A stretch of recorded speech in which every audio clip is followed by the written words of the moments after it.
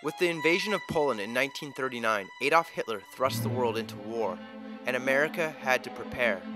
Donovan recommended to him that he create an intelligence agency to do secret intelligence. Major General William Donovan was the head of the Office of Strategic Services, or OSS. He is widely known as the father of today's CIA.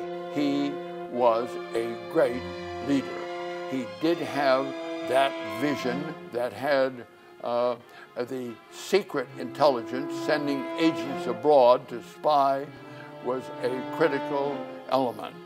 During World War II, the OSS provided policymakers facts and estimates, and trained local forces and resistance movements in the arts of sabotage. President Roosevelt created the OSS in 1942. Although Roosevelt was a Democrat, Donovan was a Republican, and Donovan wanted to have it a bipartisan administration. So that was all going for Donovan. In World War I, Donovan organized and led a battalion of the U.S. Army. By the end of the war, he received the Medal of Honor, a promotion to colonel, the Distinguished Service Cross, and 3 Purple Hearts.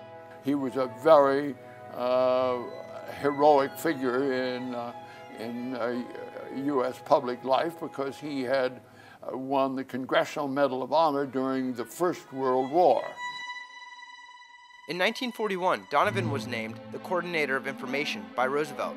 At the time, American foreign intelligence was a fragmented system. Every night we met with him, and he gave us assignments to try and follow up on the activities that he had been doing during the day. The OSS gradually earned responsibility for espionage and sabotage in Europe and parts of Asia. One of OSS's greatest accomplishments was its penetration of Germany with its operatives. The OSS recruited one of the war's most important spies, German diplomat Fritz Kolbe.